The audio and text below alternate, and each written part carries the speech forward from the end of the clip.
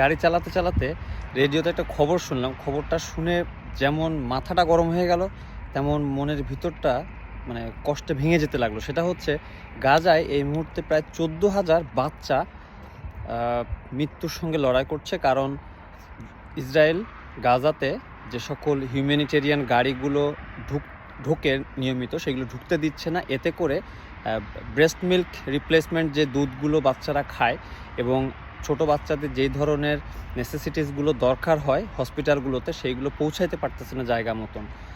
সবসময় শুনি, আমি সবসময় চেষ্টা করি পলিটিক্যাল বা কনফ্লিক্ট রিলেটেড জিনিস কখনো চ্যানেলে বা আমাদের পেজে আপলোড না করা, কিন্তু এই জিনিসটা এটা আমার কাছে এখন আর মনে হচ্ছে না যে এটা কোনো পলিটিক্যাল ক্রাইসিস আছে। এটা একটা হিউম্যানিটেরিয়ান ক্রাইসিসে পৌঁছেছে। যদিও বহুদিন আগে এটা হয়েছে, কিন্তু আজকে এই বাচ্চাদের খবরটা শুনে এত খারাপ লাগলো যে এই ভিডিওটা না বানিয়ে পারলাম না। আসলে আমাদের দূর থেকে হয়তো সহমর্মিতা জানানো ছাড়া কিছু করার নেই, কিন্তু সারা পৃথিবীতে যারা যুদ্ধকে প্রমোট করছে, এই যে ইউক্রেনের কথা বলেন, গাজার কথা বলেন, ইভেন ভারত পাকিস্তানের মধ্যে একটা ছোটোখাটো কনফ্লিক্ট হয়ে গেছে রিসেন্টলি, যেটাতেও কি হবে, ভুক্তভোগী যদি কেউ হয়, পলিটিশিয়ানরা হয় না, তো হয় সাধারণ মানুষ।